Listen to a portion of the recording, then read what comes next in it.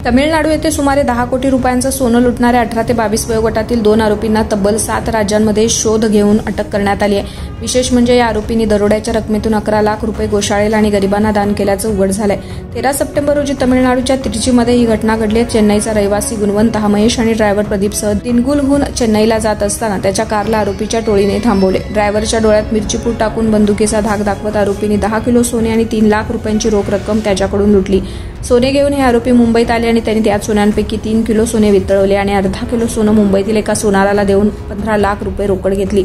मुंबईतून मिळालेल्या या रकमेतून आरोपींना हरियाणा, मोरेना आणि ग्वालिसह या वेगवेगळ्या ठिकाणी गोशाळेला आणि गरिबांना मिळून 11 लाख रुपये दान केले। या घटनेनंतर काही दिवसांनी पोलिसांनी 5 आरोपींना अटक केली। मात्र मांगीलाल कर्नाराम वय वर्ष 22, विक्रम रामनिवास जाट 18 वर्ष हे 2 आरोपी फरार होते। 7 राज्यांमध्ये त्यांचा शोध घेतल्यानंतर अखेर त्यांना मध्य प्रदेशातील बरवानी येथील सिंधवा येथून अटक करण्यात आली। या दरम्यान अटक केलेल्या आरोपींकडून पोलिसांनी 10 कोटी रुपये किमतीचे 9 किलो 424 ग्राम सोने आणि इतर साहित्य जप्त केले होते।